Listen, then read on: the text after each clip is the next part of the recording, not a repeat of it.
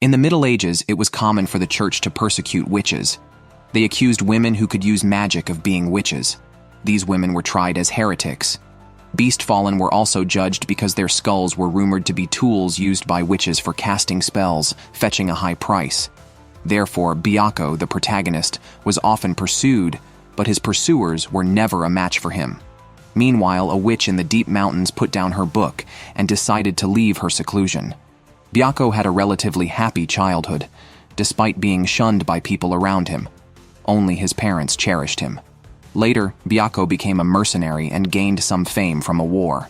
However, he disliked people bringing up his past. As a beast-fallen, not only was he hunted by other mercenaries, but some witches also targeted him. One day, Byakko was chased by a witch and, in his frantic escape, he fell off a cliff, accidentally spilling a young girl's soup. As the witch caught up, Byakko quickly carried the girl and fled, fearing she might get hurt. Unexpectedly, this girl was also a witch, and even more powerful than the one chasing him. The witch, named Zero, stopped someone and then turned around to find Byakko had run off. Byakko found a corner to cook another pot of soup, but, being a feline, he had to wait for it to cool before eating. While looking at a map, he realized Zero had followed him and demanded he share his soup. Byakko didn't want to talk to a witch. Zero asked why he disliked witches so much. Byakko told her to look at his face. Confused, Zero noted that beneath his beastly appearance, he had a completely normal human face. Byakko was surprised that Zero could see his human face. Zero explained that witches could invoke the power of beasts onto humans, turning them into powerful warriors, a concept developed by humans during ancient wars. Byakko then learned that witches were responsible for creating Beast-fallen. Being someone who was more swayed by kindness than force, and seeing the pitiful Zero who hadn't eaten all day, Byakko eventually softened and shared his soup with her. Zero also shared that she had come down from the mountains to find a man named Jusan-ban, said to be her sibling. Jusan-ban had set off on a journey to find a lost book for her and hadn't returned for a long time. Byakko guessed that Jusan-ban might have encountered a witch's rebellion. Zero expressed no interest in conquering nations. She simply wanted to retrieve her lost book. She explained that if the book, or even a single page, fell into the wrong hands, it could destroy the world. Zero had faced many witch hunters and found it difficult to move alone, so she decided to ask Byakko to be her guard. Byakko angrily refused, declaring his hatred for all witches, blaming them for the constant pursuit of beast-fallen like him for their heads. Some shops even refused his entry, considering him bad luck. Zero then asked Byakko if he wanted to become human again. She suggested drafting a contract with their blood as ink, creating a blood pact that promised to restore Byakko's humanity after he helped her recover her book. Zero chose Byakko because she found him adorable with his furry appearance and sensed his cave-dwelling nature, which she found comforting as she herself lived in caves. In fact, Byakko had been forced to live in caves after bandits attacked his village and demanded his head from the villagers. Zero had prepared the contract, but Byakko, reminded of something his mother once said, tore up the blood pact. He agreed to escort Zero, but she never asked for his name.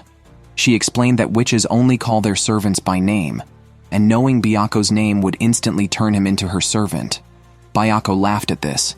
Years ago, Byakko left his cave at night to confront and kill the bandits attacking his village, ensuring it was no longer raided. He woke from a nightmare to find Zero sleeping on his chest, blushing as she naturally used him as a pillow. After they had breakfast, Zero, looking at a map, sensed Jusan-ban's magical presence in a location known as a stronghold of witch haters. Considering the contents of the book, Zero found it logical for Jusan-ban to be in the center of the witch rebellion. Byakko was curious about the book's nature. Zero asked if Byakko knew about magic, which he barely understood. She demonstrated a magic trick, explaining that the witch chasing Byakko the previous day used true magic, not just tricks. She summoned a fairy using a trick, and had it perform a weak flame attack on an approaching wild boar, for which she rewarded the fairy afterward. When the boar charged, Zero used real magic to bind it, explaining that magic does not require formations or offerings, but works directly through words and power. The stolen book contained the fundamentals of magic, which Zero had developed. Just then, Zero noticed someone spying from a tree and shot them down. Byaku was surprised to find a young boy who claimed he needed Byaku's head to become stronger. Zero quickly suppressed the boy's magic, complaining that he was using the basics she had developed. When asked where he learned his magic, the boy said it was from the Holy Book of Zero's Order of Magicians, known as the Book of Zero. Zero revealed she wrote the book, and the order was founded to provide peace for witches. Its founder's identity was mysterious, and members had to swear loyalty through a blood pact to access its internal magical texts. The witches' acquisition of powerful magic led to a civil war against the order, and the creation of new magical texts altered the world's dynamics. The boy's name was Arbus, clearly a pseudonym. Zero could describe the book's decorative details, confirming it was hers. Byaku asked Arbus where the book was, and he said it was at their headquarters. Arbus was excited to learn Zero was the author, revealing everyone thought a certain respected figure had written it. Byaku wanted to say this person had stolen Zero's book, but Zero stopped him. Zero also inquired if the village had any specialties, to which Arbus mentioned their delicious bread. Byaku and Zero decided not to reveal the theft of the book by Zero's Order of Magicians, as Arbus admired the respected figure, and revealing the truth might backfire. They learned from Arbus that the current witch caretaker was a descendant of the Moon Witch, who was revered and had been killed by the church. Arbus and Byaku argued constantly, but Zero thought they got along well. At that moment, Arbus found a ring in the stream. Zero said the ring was magical and could enhance Arbus's strength. Arbus admitted his weakness, which was why he needed Byaku's head, and he teasingly called Byaku uncle, catching him off guard. The trio continued toward the village, where hunting witches was a popular activity. Arbus kept silent, knowing he must not reveal his identity. Villagers chatting with Byaku reminisced about the better relations with witches in their childhood, and wondered how things had deteriorated to the current state, but affirmed that witch hunting must continue. Before entering the village, Byaku reminded Zero and Arbus not to reveal their witch identities. The village chief warmly welcomed Byaku despite him being a beast fallen, often targeted by witches. Many beast fallen were actually the most frequent witch hunters. The chief showed them the graveyard of villagers killed in witch attacks and provided them with a nice room. Just then, an old lady in the next room said her late husband's ring was missing. Someone mentioned it would be good if the village's guardian witch were still around, but any mention of witches was forbidden. Arbus, gritting his teeth upon hearing this and remembering the ring he found in the river, stood up to return it. However, he was accused of being the thief. Even as Byaku and Zero tried to explain that Arbus found the ring in the river, the villagers wouldn't listen and insisted on tying him up for interrogation, labeling them all as traitors, like the treacherous witch Serena from the past. The old lady tried to stop them, but the people continued to curse Serena. Byaku said they could keep the ring and tomatoes, and asked everyone not to pick fights. But Arbus couldn't stand it anymore. He had always admired Serena and mocked the humans for always blaming witches for misfortunes, which is why Zero's Order of Magicians had to stand up. Some villagers believed Serena had spread the plague that killed many humans. Arbus argued that Serena had actually quelled the plague and saved humans, but was slandered by the church and burned at the stake, making the village's burning a deserved fate. A fight broke out immediately.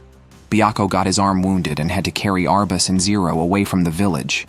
Zero said it was natural for them to seek revenge for Serena, but indiscriminate attacks on the village had led to the villagers' witch-hunting actions, which was a kind of karmic retribution. The village chief gathered everyone to hunt witches. Byaku and his group fled into the forest. Arbus went out to clear his mind, displeased. Zero stayed to treat Byaku's wounds. Byaku reflected that with Zero's book, witches no longer needed to draw arrays, and this time, they might reverse the outcome of 500 years ago and defeat the church. Byaku wondered how Zero felt about the claims that Serena had spread the plague. Just then, Arbus returned from his walk and heard Zero telling Byaku that it was unlikely Serena had spread the plague. As the Moon Witch, Serena also protected the villages and used magic to help villagers in exchange for food. It would be counterproductive to kill them. Witches act in their own interest, so when the villagers fell ill, Serena likely used magic to save them for future food supplies. However, to the uninformed villagers, it appeared as if the witch's magic had brought the plague. Ignorance is the most terrifying thing. No wonder Arbus resented those who insulted Serena. They took advantage and then played the victims. What about Serena, who was burned at the stake? Arbus entered the room, but Byakko quickly noticed someone had followed them and led them out of the cabin. Indeed, the villagers chased after them. Arbus asked why they didn't fight back. Byakko was concerned that creating enemies would complicate future encounters, so he planned to hide in a cave. Unexpectedly, villagers were already ambushed there. Zero used magic to stun 2 of them, but Byakko cautioned Zero to use less magic to avoid drawing the knight's attention, as he didn't want to be chased during their travels. The villagers were familiar with the nearby forest and could effectively block the exits Byakko and his group might use. The trio had to hide behind a large tree. Unexpectedly, the old lady who lost the ring came out and showed them a clear path, saying it would quickly lead them to another place. It turned out that this old lady was also a witch, but with very weak magical powers. She could only find them through a strand of Byakko's hair she had found. The ring was actually given to her by Serena when this witch fell in love with a human. Serena had given her a ring and mentioned that her own daughter had also fallen in love with a human and was now living in seclusion. The ring was meant to help her hide her witch identity and protect her husband in the village, even if it meant not stepping forward when fellow witches were hunted. On the day Serena was to be burned at the stake, the old lady and her husband rushed to the scene. Serena shook her head at her, signaling her not to reveal her identity. The old witch said Serena was very noble. She couldn't make Arbas forgive the villagers, but hoped Arbas could understand their feelings since they had also lost loved ones. She hoped that one day humans and witches could live together in harmony. The pursuit in the village came to an end, and Byakko's group continued their journey to the Zero Magicians Guild. The children born to Beastfallen were also hybrids. The church claimed that Beastfallen had committed many evils in their past lives and were reborn as half-human, half-beast. Humans discriminated against Beastfallen, but also envied their naturally strong physiques, often employing them in wars. Additionally, since witches favored their heads, Beastfallen were frequently hunted by mercenary groups. Byakko and his companions reached the entrance of the next town. Due to the recent heat, Byakko complained about his thick fur, though Zero found it just right. Byakko then carried Zero to the gate as the town was about to close its doors. The gatekeeper scrutinized Byakko, a Beastfallen, and asked about Arbas and Zero accompanying him. Zero blurted out that they were slaves, and Arbas nodded in agreement, damaging Byakko's reputation. Additionally, there were rumors of witch attacks in nearby villages, making the city welcoming to witch-hunting Beastfallen. The trio successfully sneaked into the city. Byakko punched them both, now viewed as a pervert who mistreated slaves without concern for gender. The city was bustling, and Zero wanted to explore. However, Byakko insisted she was too scruffy and needed to clean up and change into better clothes before they could even think about entering an inn. Byakko and Zero had no money, but Zero pulled out a precious gem from her bag. Byakko quickly told her to put it away and reminded her not to show off wealth, as even the smallest gem could fetch a lot of money. They hurriedly spent some money on new clothes. Zero commented on Byakko's kindness, noting that he could have easily tricked her out of the gem. Byakko retorted that he wouldn't let her off so easily next time. Arbas joked that Byakko was not as tough as he pretended, earning himself a punch from Byakko. Later, Byakko took them clothes shopping. The store manager kept recommending items, while Byakko advised Zero to choose clothes that were easy to move in. Arbas helped pick out shoes, showing good taste, which surprised Byakko, who jokingly asked if Arbas also wanted to try on women's clothing, only to get hit by Arbas. Meanwhile, Zero began changing clothes in public, prompting Byakko to quickly carry her into a changing room. The store manager was moved to tears by the scene, feeling his life was complete. He later bought Zero's worn clothes at a high price, which made Arbas pull Byakko and Zero away quickly from the creepy manager. Arbas wanted to walk around the streets, but Byakko grabbed Zero, insisting they find an inn first. The inns around were unwelcoming to Beastfallen. Byakko noticed their reactions and concluded that some Beastfallen must be causing trouble in town, possibly even showing rare cannibalistic impulses. Sure enough, they saw a Beastfallen surrounding a girl. Byakko punched him immediately. The Beastfallen denied eating anyone, claiming he was just trying to tease a nearby slave. Byakko noticed bruises on the girl's wrist, but felt helpless. At that moment, the girl's werewolf owner arrived. Bayako stepped in front of Zero to protect her. The werewolf, also a beast fallen, told him about an inn nearby that accommodates their kind, though it might be expensive for Bayako. They went to the inn and managed to get a room. That night, while Arbus slept, Bayako tried to sneak out to a tavern, but was caught by Zero. They went to the tavern together. While Zero got drunk, the werewolf appeared and noticed Zero. He offered to trade his 3 slave witches for Zero, claiming that the church would have executed them had he not protected them. Bayako stated that Zero was his employer, and both knew that the 3 girls were not witches, but had been falsely accused. This angered both Zero and Bayako. That night, Bayako planned to free the witches, but found that their limbs were swollen. The werewolf discovered Bayako and avoided confirming whether he knew the girls were not witches. He mentioned passing a village rumored to have witches, and how the villagers quickly offered up the 3 girls under threat. He claimed the girls as his property, telling Bayako to stay out of it. Bayako felt that the presence of such despicable werewolves further tarnished the already poor reputation of Beast Fallen. The werewolf challenged Bayako, demanding Zero if Bayako lost. Bayako refused, stating that Zero was his employer and not his to give. Zero stepped up and accepted the challenge, confident in his mercenary's unbeatable skills. Indeed, the werewolf, decent with a sword against humans, was no match for Bayako, and was easily defeated. Zero then punished the werewolf by shaving off all the fur from his neck down. Afterward, Bayako freed the 3 girls, telling them he had only unlocked their chains and that escaping was their choice. He later asked Zero if many girls were falsely accused of being witches. Zero replied that there were quite a few, and the numbers would likely not decrease, as only a witch could truly recognize another. The next morning, Arbus woke to find Zero lying on Bayako's belly, unable to resist the furry pillow. From initial embarrassment to acceptance, Bayako's change amused Arbus, who felt like he was being fed a heavy dose of dog food. The next day, Bayako started bathing early, needing regular baths to avoid pests due to his furry tiger form. Zero helped scrub his back while curious children peeked from the doorway. Bayako roared to scare them off, warning them to keep their distance from Beast Fallen, who often grow up twisted after being treated like monsters as children. Zero believed that Bayako retained a human's sincere soul and considered him one of the few purely good people in the world. When Arbus arrived, he saw a wet Bayako and teased him, calling him a drowned rat. Zero snapped his fingers, instantly drying Bayako, who excitedly stood up and remarked on the effectiveness of magic, noting he usually took half a day to dry. Zero then started grooming Bayako, who complained about being teased earlier for changing clothes without shame, pointing out that Bayako was now also exposed in broad daylight. Upset, Bayako was mocked again by a gatekeeper, lamenting how Beast Fallen lived too comfortably these days. Feeling his reputation was harmed, Bayako didn't want to talk to the others for a while. Curious, Zero stared at a couple kissing by the roadside and asked Bayako what strange ritual it was. Bayako explained it was an act of expressing love between 2 people in love. Living in a cave, Zero was hearing this for the first time and reflected that traveling was more enlightening than reading thousands of books. Later, they left the city and saw a Beast Fallen push a girl down and walk away. The girl's relatives, seeing Bayako and his friends approach, immediately guarded her.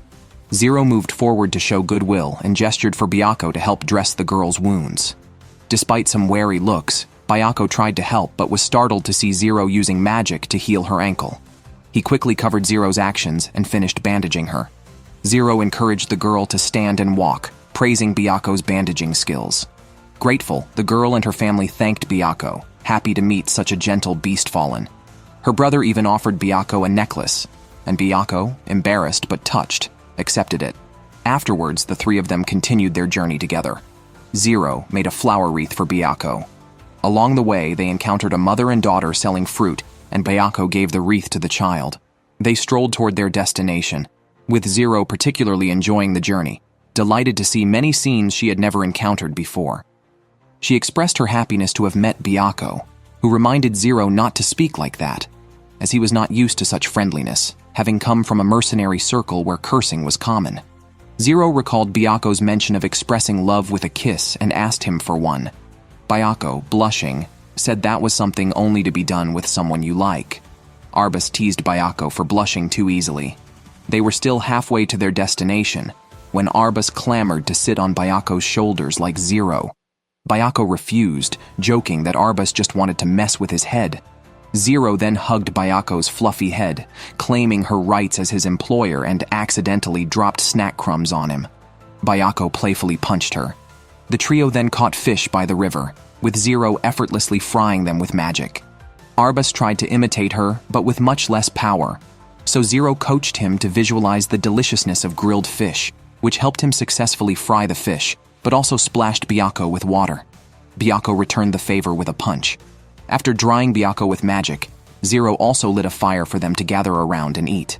Arbus noted Byaku's excellent cooking skills, and Byaku proudly shared his dream of becoming a chef once he could revert to his human form.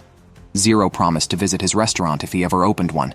Curious about Byaku's childhood, Arbus thought it might have been as tough as that of a witch. Arbus had lost his parents young. His mother fell victim to a witch hunt, and his father died protecting her. Raised by his grandmother, Arbus didn't hate humans, just the notion that all witches were evil. Discussing Zero's past, she mentioned that she must have parents but does not know who her biological parents are. This is because the magic cave where she lived prioritized research above all else, filled only with books and experiments. There was no need to worry about food and shelter in the cave, although the food was terrible.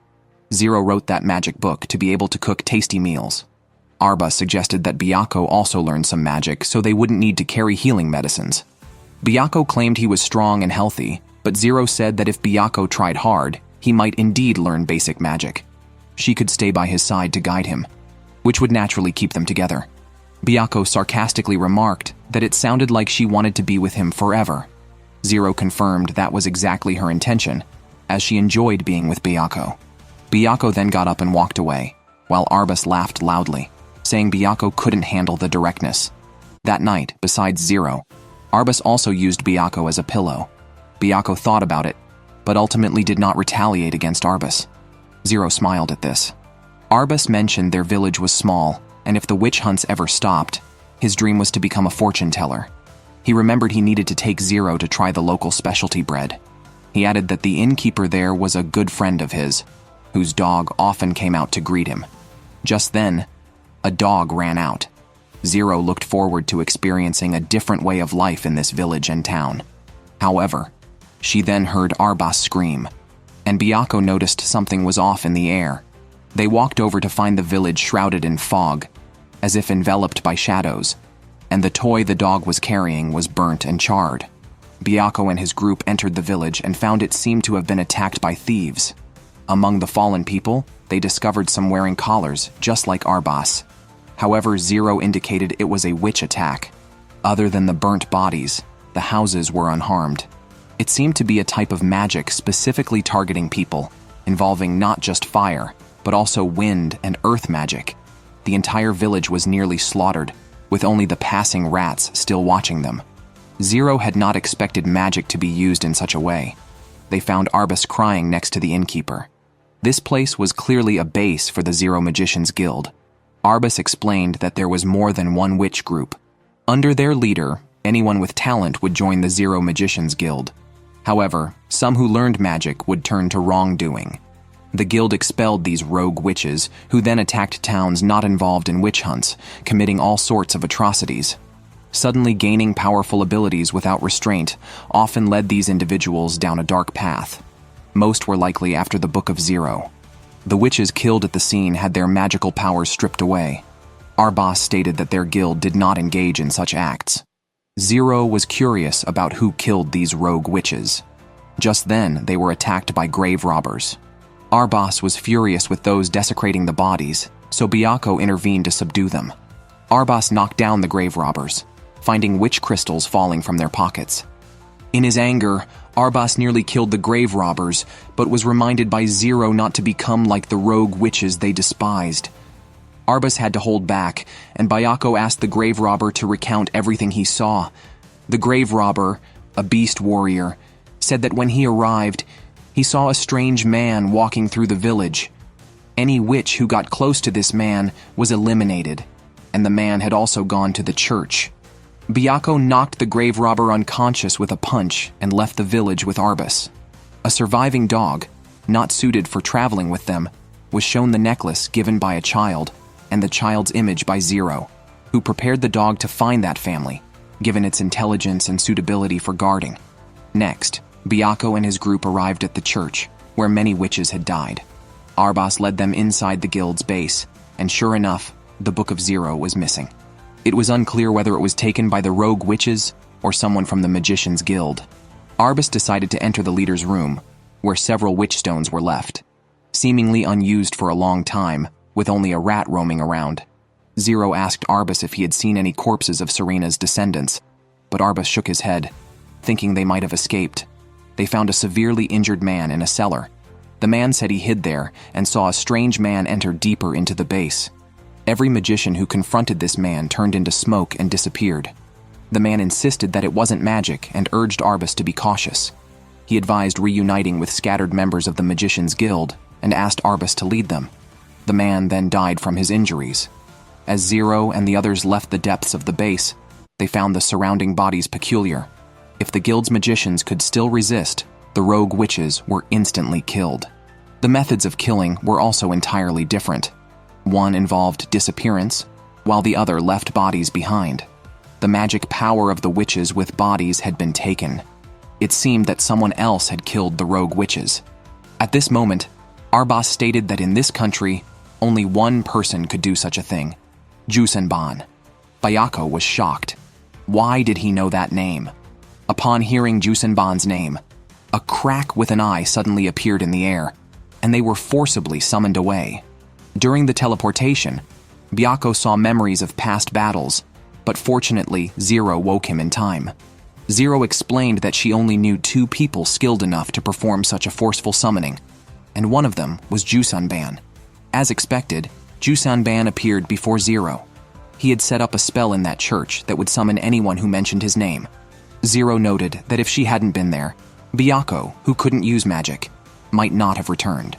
Jusenban thought recalling souls was simple and questioned why Zero was outside the cave, warning her the outside world was dangerous, yet Zero agreed to wait for his return. Meanwhile, Arbas was dumbfounded, asking Zero how she knew Jusenban, a national magician. Zero was confused by the term, but Byakko had heard of national magicians hired by countries waging war against witches. Arbas claimed that Jusenban had betrayed the witches. Jusenban denied any betrayal, arguing he was merely restoring disrupted order. He suggested that the misfortunes suffered by the witches, including Arbas, were self-inflicted. Initially, the Zero Magician Guild had petitioned to stop witch hunts, but the rogue witches were dissatisfied with the royal response and attacked innocent villages. When the Zero Magician Guild arrived, they sought to discuss halting the witch hunts with the king so they could manage the rogue witches, but unexpectedly, another magician was with the king, Jusenban. He wanted the king's help to find the Book of Zero, believing that the witches using Zero's name to start rebellions were tarnishing Zero's reputation. Thus, Jusenban killed members of the Zero Magician Guild in front of the king and continued to help the kingdom hunt witches. When Byakko asked Jusenban if he had found the Book of Zero, Jusenban attacked him impulsively, but Zero blocked the attack. 10 years ago, their magical powers were equal. Jusenban thought Zero was no longer his match and attacked her, but Zero still overpowered him. Zero mentioned she had been waiting for Jusenban to bring back the book as promised, and highlighted that witches hunting witches was taboo. Jusenban had crossed that forbidden line. Arbas and Byakko couldn't intervene as the standoff continued. Byakko decided to knock out Jusenban and try to take Zero away to avoid destroying the cave with their magic clashing. However, Byakko couldn't get close to them. Suddenly, the fiercely fighting duo stopped because it was time to eat, and they prepared to enjoy a meal. Arbas and Byakko were confused. Jusenban instructed his subordinates to prepare food because guests had arrived at the royal castle. Zero complained about the soup being awful while eating and criticized Jusenban's love for sweets. Byakko was unsure if they were friends or enemies, but both claimed they were kin. Zero acted because Jusenban had suddenly summoned them forcibly and attacked Byakko, whom she favored. Jusenban clarified that he hadn't targeted Byakko, but was trying to deal with Arbas behind them, accusing him of tarnishing Zero's name, and Byakko had just incidentally protected Arbas. After a hearty meal and dessert, Zero queried Jusenban about his departure from the cave, in pursuit of the lost Book of Zero, and his becoming a national magician. Jusanban explained it was the most convenient method, as the thief of the book had spread magic throughout the kingdom, taken control of the Zero Magician Guild, and disrupted the national atmosphere. Therefore, Jusenban proposed a partnership to the king, offering to hunt witches in exchange for assistance in retrieving the Book of Zero. However, there has been no trace of the book so far. To Arbas, it appears that Jusenban is the one following a corrupt path. Their group, the Zero Magician Guild, merely protects witches from brutal hunts.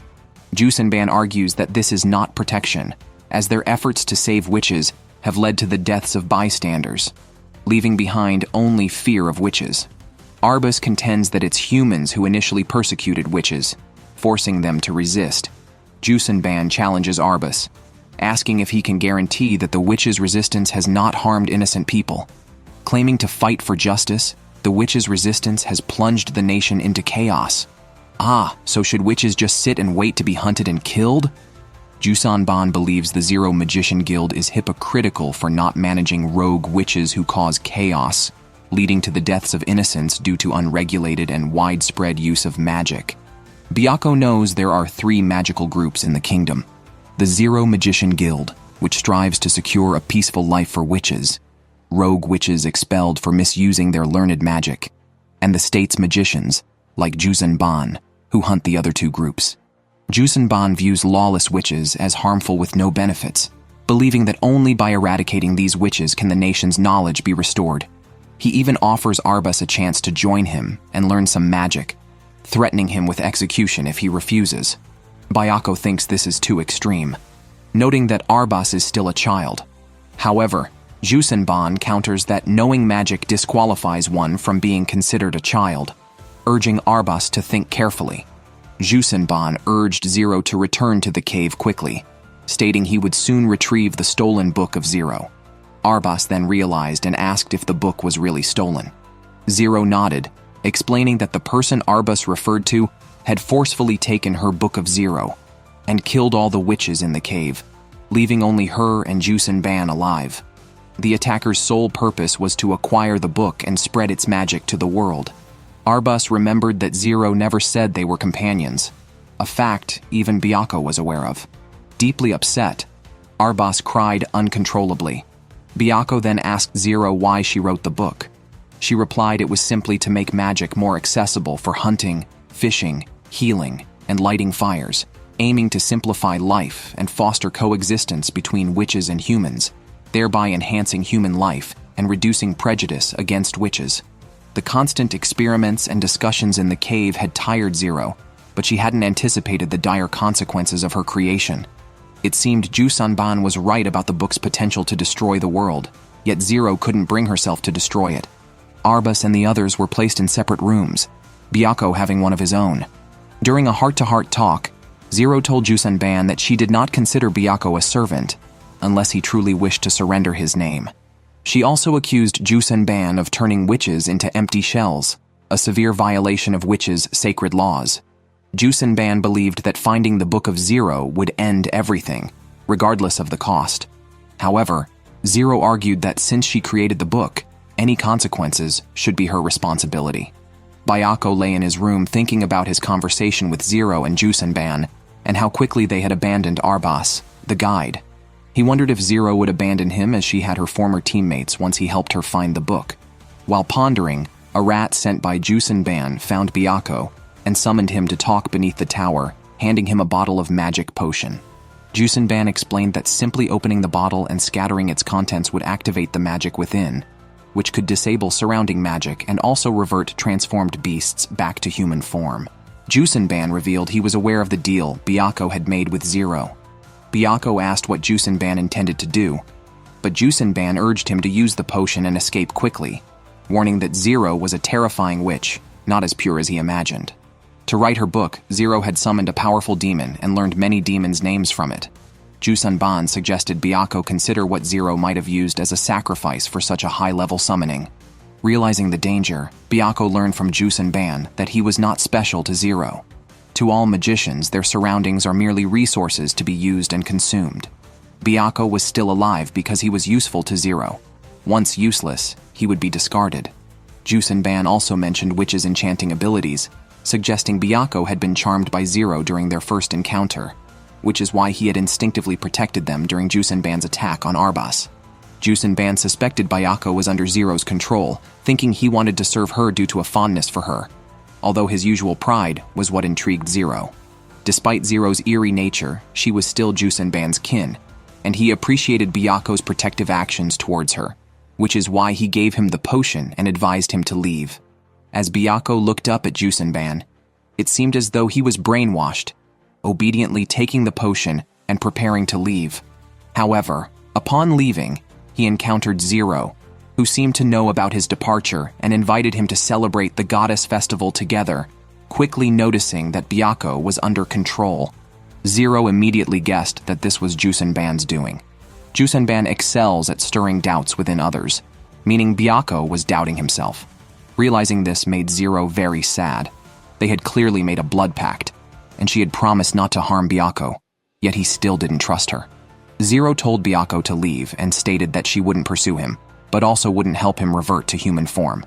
If she had known, she wouldn't have made a pact with Byakko at all. So much for the chase. The funeral pyre for a wife's pursuit, indeed. Talk about a funeral pyre for chasing a wife. Byakko was also confused. Jusenban spoke convincingly, and Zero indeed did not plead for Arbas. But ultimately, it was Byakko who did not trust Zero, with whom he had a blood pact. So, Zero walked away, and Byakko left the palace, disheartened. Hearing mercenaries nearby discussing burning witches and seeing another beast-fallen hunter, 2 mercenaries tried to seek Byakko's approval. Byakko responded that witches just eat and drink all day, and he couldn't care less about them. So, was this dislike, or just showing off? Later, Byakko tried to drown his sorrows in drink, but ended up dealing with beast-fallen, who were stealing drinks directly. Displeased, Byakko beat up the offender and paid for the broken bottles. A girl carrying a barrel of wine glanced at Byakko and offered him a drink, but only if he helped her carry the wine. Byakko agreed, and the girl then had him help fix a lamp. Learning that Byakko was leaving town, the girl told him it was too late now and offered him a room at her father's inn at a discounted rate. She said Byakko seemed different from other beast-fallen, the kind who would honestly pay. Byakko smiled slightly and used the kitchen to make dinner, leaving the girl astonished. Later, she learned that Byakko's dream was to regain his human form and become a chef at a small tavern. She encouraged him to think bigger, suggesting that once human, he could dream of owning a mansion and marrying a beautiful wife, and together, they could run a small shop.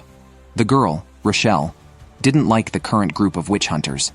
The residents couldn't defeat them and had no choice but to endure. Rochelle was curious why Byakko, who claimed he could regain his human form, didn't act immediately. Byakko said he just didn't want to get involved in trouble, and then went back to his room to rest. However, at night, he heard a quarrel downstairs. It turned out that another group of beast-fallen were freeloading. Rochelle's father was unhappy with these beast-fallen, but was surprised to learn his daughter had let Byakko rest upstairs. Rochelle had her reasons. After seeing Byakko confront a violent beast-fallen, she decided to use him. She brought Byakko home to drive away the freeloaders. Having Byakko cook in the kitchen was also to avoid staying with the hungry beast-fallen. As her mother had been eaten by one with cannibalistic urges, her father wasn't sure if Byakko would help. Rochelle dumped the remaining food, saying she would go upstairs to call for help. When she turned around, Byakko was already behind her. Byakko ended up driving away the beast-fallen. Rochelle felt guilty, but she couldn't bring herself to apologize. Byakko had already put on his cloak and left the capital, sadly squatting in the woods. On one hand, Arbas thought of Zero's relatives and friends, who had been killed by that noble, and was tempted to tear off the contract around his neck. Just then, Jusenban approached him for a talk.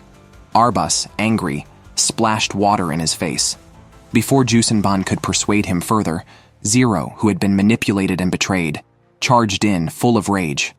Zero stated that if Jusenban hadn't lured Byakko away, she might never have realized Jusenban's betrayal. But now, everything was over, and she was leaving the capital. If Jusenban tried to stop her, she wouldn't hesitate to fight her own kind. Meanwhile, the werewolf previously defeated by Byakko brought a group of witches to attack him. Outnumbered, Byako fled only to find the werewolf ambushed by the witches. Byako chuckled, relieved to avoid conflict himself. However, the witches pursued relentlessly. During the chase, Byako was shot in the abdomen. Simultaneously, Zero, who was confronting Jusenban, was also shot in the abdomen and collapsed. Jusenban shook his head, remarking that Zero should never have left the cave. Arbas, watching, became instantly worried about Zero's safety. Despite being shot, Byako didn't notice his wound initially but felt a cannibalistic urge awaken. He almost devoured one of the witches, but recalled Zero's words at the last moment, reminding him of his human nature. The attacking witches turned out to be those who had broken away from their group. Byako spared one of them. Looking at a potion in his hand, Byako turned to leave. The injured werewolf begged for Byako's help, but Byako ignored him, calling it karma. The werewolf then revealed that he was tasked by Serena to protect her granddaughter. Byako asked if the granddaughter possessed the Book of Zero, but the werewolf didn't know, though he was aware she was close to the noble. Byako then decided to help the werewolf. After bandaging Zero, Jusenban sighed, believing that such a child should not be exposed to such a corrupt world. While bandaging the werewolf, Byako learned his name was Hold'em. Originally human, Hold'em had requested Serena to turn him into a werewolf. He was a noble from the capital, the third son in his family, and thus ineligible to inherit his title. Hold'em was indifferent about his future and, being quite handsome, seduced a married woman. This led to him being beaten up by other knights. Fleeing, Hold'em met Serena, who was taking care of her granddaughter alone, as her daughter and son-in-law had passed away. Claiming he was good with children, Hold'em asked Serena to let him stay and expressed disinterest in his current appearance, wishing to become a formidable beast fallen. Seeing her granddaughter's curiosity about Hold'em, Serena eventually turned him into a beast fallen, achieving Hold'em's goal of no longer being pursued. Hold'em mentioned that when he transformed, the surroundings were quite peaceful. Usually, those who attack beast fallen are witches unfamiliar with summoning magic and noblewomen obsessed with summoning demons, buying beast fallen heads from bandits. Byako realized late that Zero didn't actually need his head. Meanwhile, Jusenban was asking Arbas if he wanted to join him in hunting witches to end the pointless war, or else Arbas would be burned at the stake. Arbas questioned why Jusenban specifically chose him, given the many other mages available. Jusenban indicated that Arbas understood his point. Hold'em told Byako that after becoming a werewolf, he lived with Serena, idly taking care of the child. However, their peace was short-lived due to an outbreak of plague. Serena was labeled a witch after trying to help the sick. Hold'em tried to explain to the villagers, but they didn't believe him.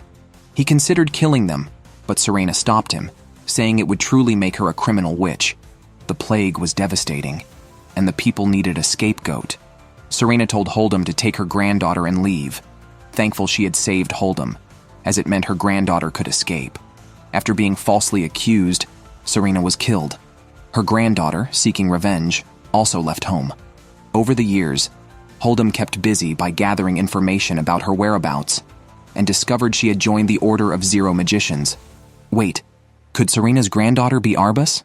Hold'em learned from Byako that the Order of Zero Magicians and the Book of Zero had disappeared.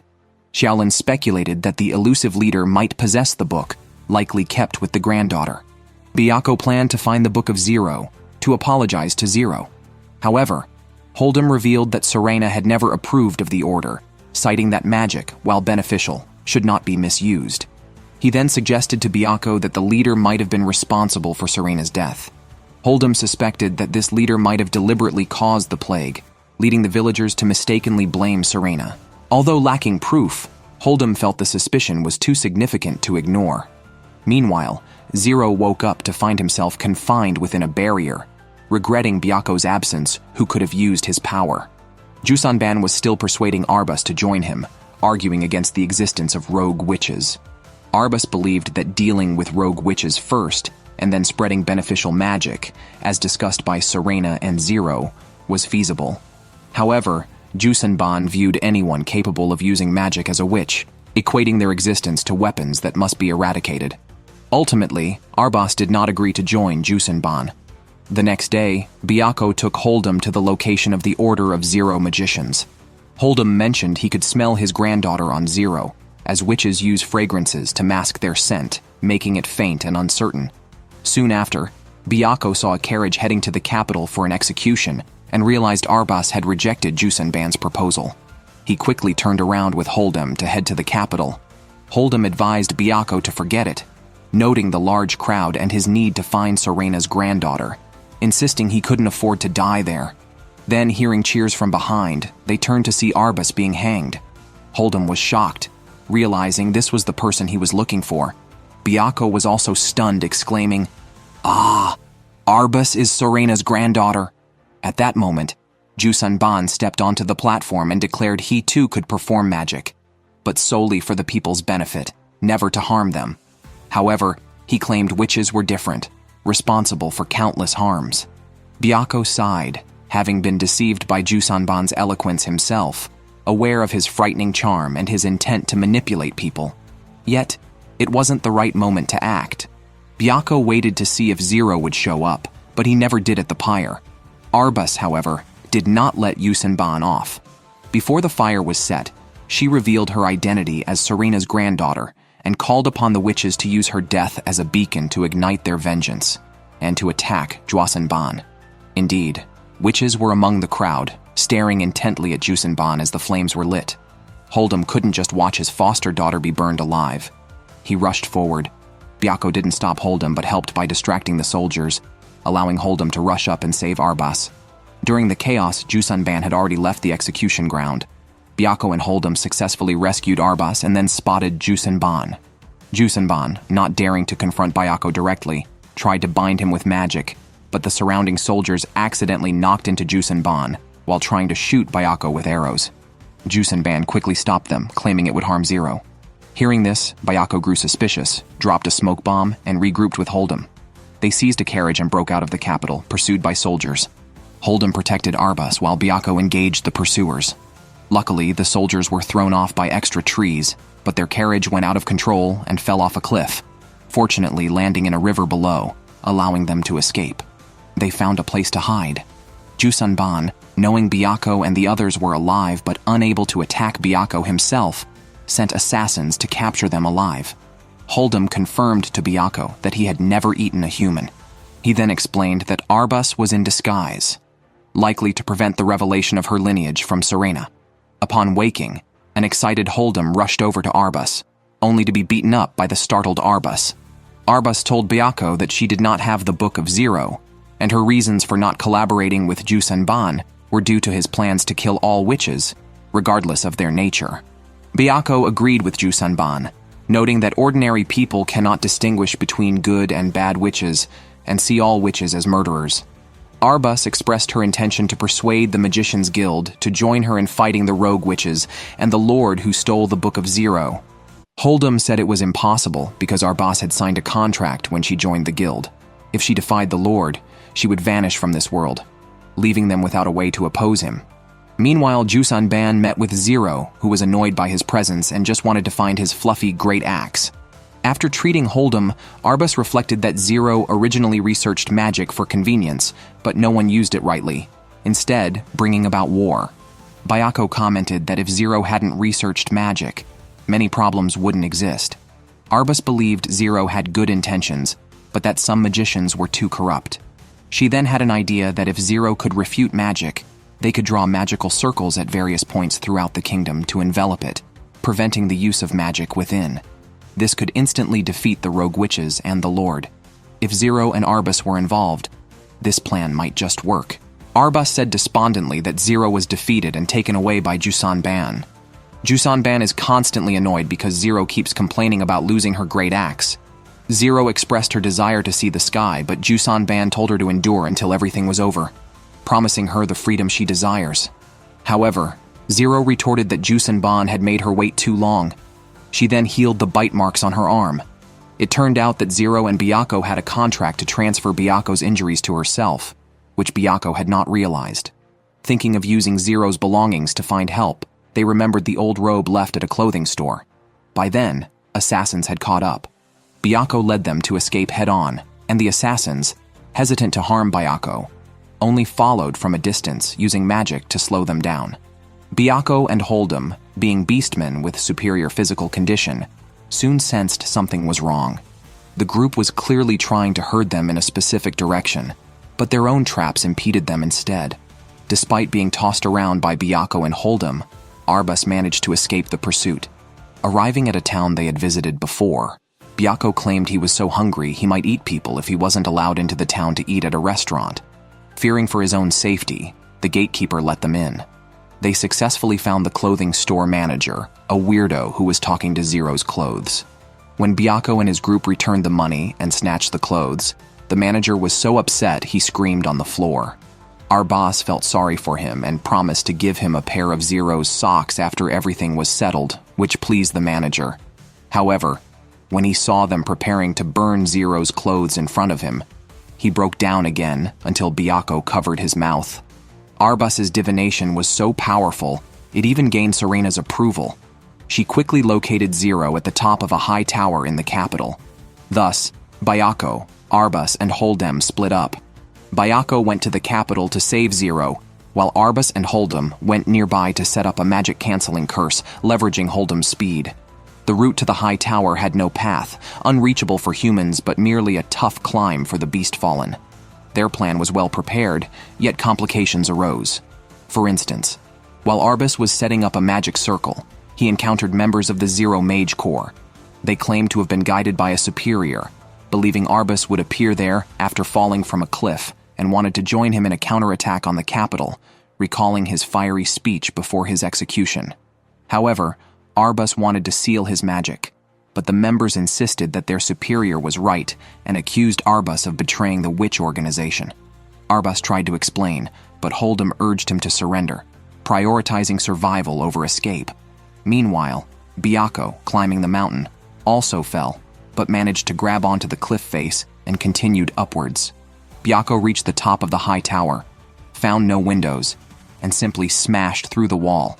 Upon landing, he saw Zero staring at him. Zero urged Byakko to leave quickly. Byakko stated he had exerted great effort to get there, even wearing out his claws, genuinely wanting to save Zero. Zero claimed Byakko was being deceived by Jusanban because he did not trust himself.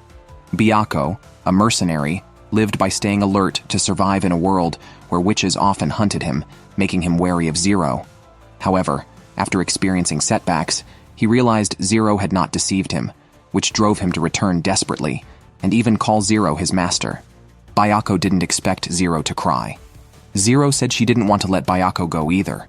When she found out Jusanban had taken him, she felt very reluctant. She had 1,000 ways to make Byakko stay, but he was afraid of witches, including her. Zero believed that forcing him wouldn't be right, so she let him go. Yet, Byakko returned to her. Zero didn't know what she could offer him, but she was willing to give anything Byakko wanted, under one condition. He must never leave her again. At that moment, Byakko mentioned Arbus's plan, which inadvertently triggered Jusanban's passive ability. They were forcefully summoned and taken away. Meanwhile, Arbus was being interrogated by the Mage Corps, who were preparing for a major battle. Despite Arbus proposing the campaign against Jusanban, they questioned why he wanted to seal their source of magic. Hold'em was quietly cutting his own ropes. The other witches received the news and planned to gather and launch an attack on Jusanban the next afternoon. Byakko was awakened by Zero to find her locked in an iron cage. Jusanban threatened to kill Byakko and seal Zero's memories of him, thus freeing her soul completely. Their plan was to seal all magic within the capital, which would then make it unnecessary for Jusanban to kill any witches. But Zero said Byakko had been deceived. Jusanban wasn't aiming to eliminate witches or for the peace of the nation. All the current turmoil was caused by Jusanban. From the start, the Book of Zero hadn't been stolen. The same person was Jusanban and the esteemed Lord. He took the Book of Zero, deliberately spread magic, taught the Zero Mage Corps magic, incited the witches to revolt, created a negative image of witches among the people, then emerged as a benevolent mage to completely annihilate them. It's no wonder that the witches disappear from the world completely when they attack Jusanban. They had made a contract with Jusanban, who was disguised as that lord. Attacking Jusanban would cause them to vanish instantly. Therefore, if the Mage Corps attacks Jusanban simultaneously tomorrow, they will all disappear from the world. At this time, The Mage Corps is ready to kill Hold'em, causing Arbus to panic. Byakko also confronts Jusenban, questioning his motives. However, Jusenban forcefully suppresses Byakko, as he can control animals weaker than himself mentally. Angered and unable to resist, Byakko is overwhelmed. Jusenban then reveals the truth. He did not incite the Zero Mage Corps.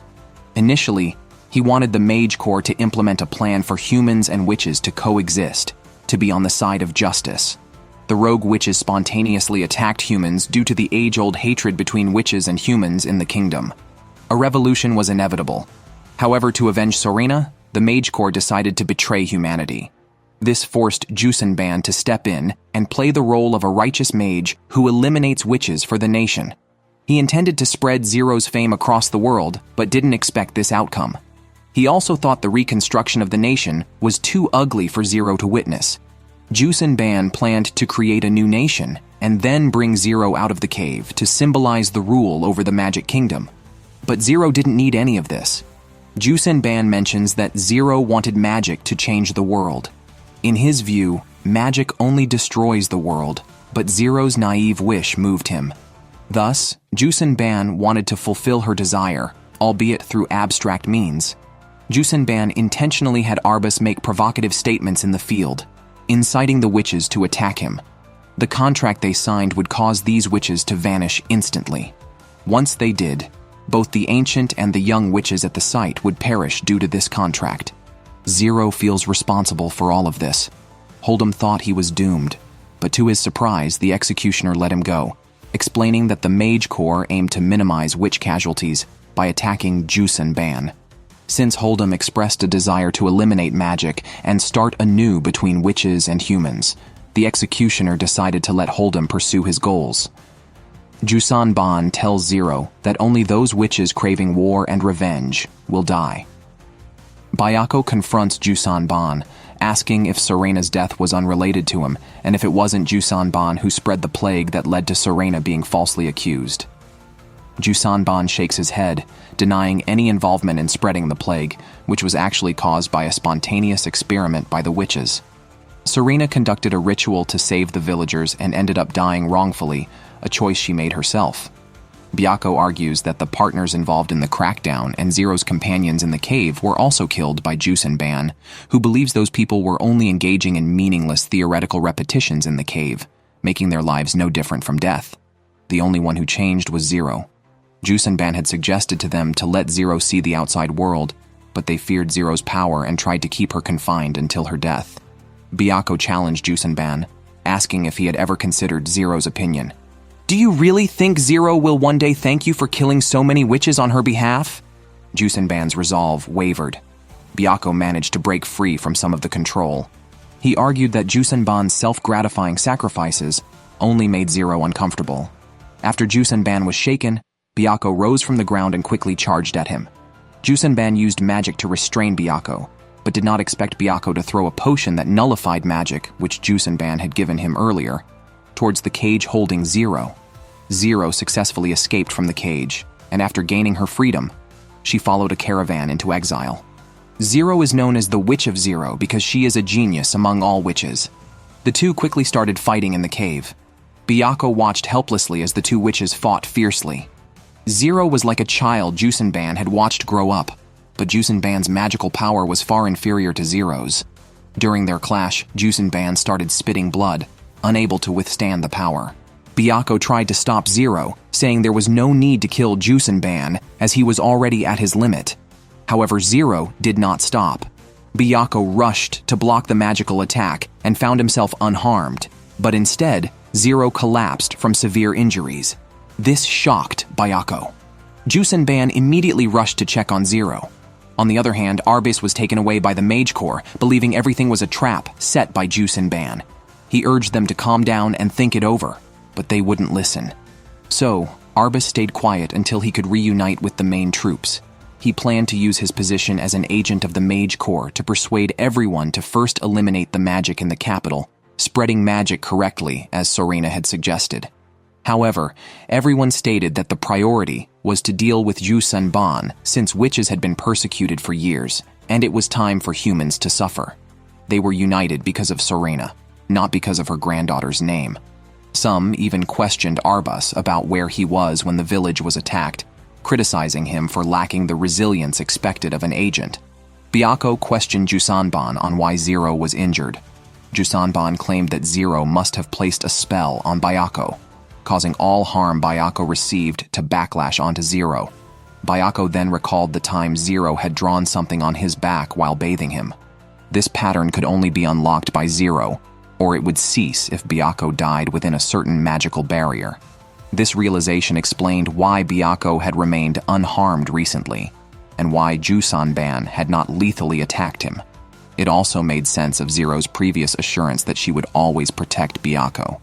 Jusanban reminisced about Zero's childhood curiosity about the outside world, unaware of the witch hunts. Zero had told Jusanban that his book was intriguing and would have more readers if not for the poor handwriting. She vowed to write a book that would change the world. Jusanban had raised Zero like his own daughter, providing materials for her book, hoping to change the world with her, only to inadvertently cause her severe injuries. Both Byakko and Jusanban fell silent as the mood turned somber. Suddenly, Zero sat up from the ground, exclaiming, "Ah, not dead?" She mentioned that the damage was merely a scratch for her, and luckily Byakko had taken some of it. Otherwise, she might have underestimated her own power and could have killed Jusanban. Jusanban was stunned, realizing Zero had even pulled her punches with the magic she had thrown. Zero smiled slightly, revealing that she had intentionally written some incorrect words in the Book of Zero to weaken the magic. Therefore, the book's magic could never defeat Zero. She stated that as the only witch of her kind, she would never create something that could harm herself. Now that Jusanban's plans were exposed, Zero declared her intention to seal the magical powers of the country and asked Jusanban what he planned to do. Jusanban stated that his initial intention was to dedicate the country to Zero, but since Zero had her own desires, he had no attachment to the country and would prioritize Zero's wishes. The deceased witches and humans cursed in the background. On the other side, the group of magicians preparing to attack Jusanban received news that the knights were coming. Arbus thought to use the chaos to untie himself when he saw Hold'em knock out a guard. Hold'em, a former knight, could indeed be considered as one of the knights. He freed Arbus and they immediately fled. They were quickly pursued, but managed to knock out their chasers. Arbus expressed that they were running out of time to complete the remaining magical circles. The pursuers questioned why Arbus would betray them. Arbus replied that he had not betrayed the magicians, and they would understand once everything concluded. Hold'em warned them not to be blinded by their leader, but the pursuers responded that their leader had never excluded them, so they remained loyal. Meanwhile, Jusanban told Byakko that they usually monitored the witches through a necklace and had seen Arbus in danger. Zero immediately panicked and gestured for Byakko to carry her away. Recognizing the scene, Jusanban nodded with a smile. At that moment, Arbus and Hold'em were surrounded. Hold'em hugged Arbus, trying to shield him from incoming arrows.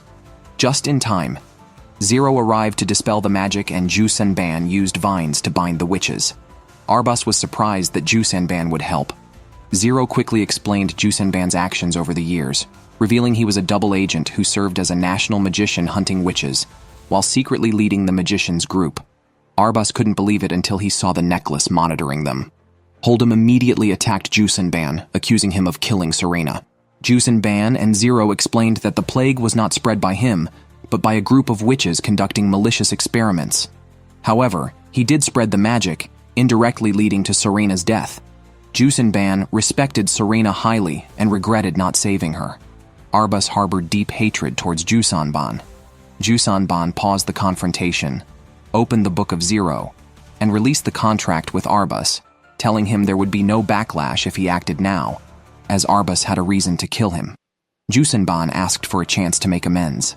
Jusanban explained that through the power of a gem, he knew which witches caused the plague.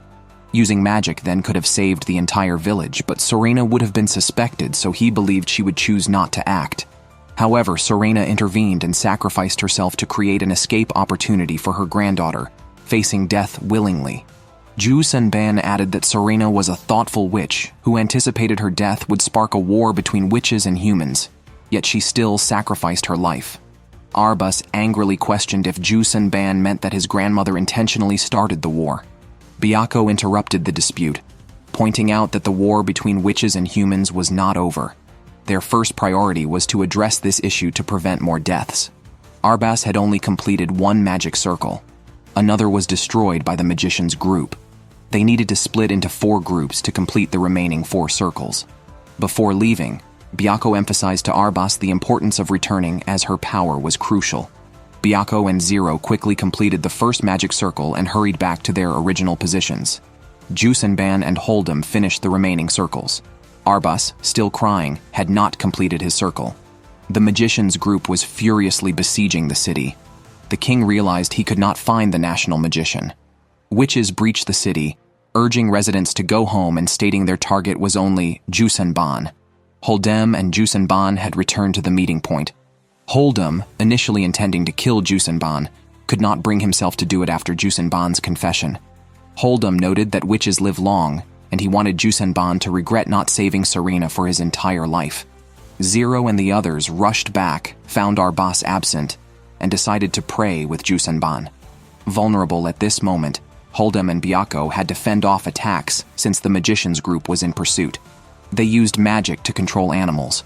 The besieging witches realized Jusenban's magic was not present inside. The capital's people said they could not hand over the national magician and saw this as an opportunity to trap the witches. By then, Arbas had completed the circle. Upon realizing Jusenban was not handed over, the besieging witches ordered an immediate attack, clashing fiercely with the city's warriors. Residents fled in panic. Meanwhile, Jusenban and Zero could not fully activate the magic. To suppress the nation's magic, they needed Arbas to return. As magical beasts multiplied, Hold'em anxiously called for Arbas, who indeed arrived. Arbas told Jusenban he still would not forgive him, but wanted to end the war Serena despised. Byakko urged Zero to hurry. Zero said activating the magic circle required a sacrifice, and asked to use Byakko's body, promising no harm. Byakko, reluctantly, still formally addressed Zero as master. Byakko stood at the center. A summoned demon used his body and activated the great array that made the kingdom's magic disappear. A white light covered the land, putting the attacking boars and the besieging witches' magic to sleep. Jusenban's magic has temporarily vanished from the kingdom. Chaos is expected here. Arbas has declared that he will again become a guide, this time as Serena's granddaughter, aiming to transform this nation into a place where witches and humans can coexist. Jusenban said that Serena did not sacrifice herself to start a war. She likely foresaw her successors creating a future where humans and witches coexist. Jusenban regretfully never met that great witch. Upon waking, Byakko heard the bad news. Although Zero retrieved the book, he couldn't revert to human form yet. The demon used Byakko's body, strengthening the connection with beasts and his true form. Zero's magic activation depleted his magical power, requiring time to recover. He promised Byakko that their agreement stands, but needs to be delayed. Zero decided to continue traveling across the kingdom. As the Book of Zero had been lost for years, and magic had deeply rooted in this land, Zero felt responsible to witness it herself. After magic disappeared from the kingdom, there were no longer any witches, only ordinary people. This allowed for a merger. Arbas became the new national magician and sentenced Jusenban to death by burning, at least officially. Arbas told the people he would protect the nation. Jusenban told Arbas she was okay with being killed and willing to accept any punishment. However, Arbas believed magic would return, potentially causing more chaos. Jusenban needed to stay alive to deal with other witches, so she faked her own death and returned to the forest to atone as the guardian of witches' baseline. Before leaving, Jusenban instructed Byakko that Zero is the strongest witch in the world. If she ever hated this world, it would surely be destroyed. Byakko must protect Zero. The king, fearing the future emergence of evil witches, agreed to establish a magical academy. Thus, the first magical kingdom on the continent was born. After everything settled, Jusenban decided to watch over the kingdom's magicians from the forest to prevent the emergence of evil magicians. Meanwhile, Arbas actually wanted to travel with Byakko and the others, but as the new keeper of magicians, she couldn't leave the kingdom. She could only shake hands and say goodbye to Byakko before leaving. Seizing the moment before anyone could react, she kissed Bayako. Hold'em looked at Bayako as if he was eyeing his own prized cabbage. Beside them, Zero also asked Byako for a kiss. Byako was stunned. She thought she and Jusenban were close. Only then did she learn that Jusenban was Zero's brother. Although they seemed like a father doting on his daughter, they simply saw each other as siblings. What's the problem with making a country for a sister?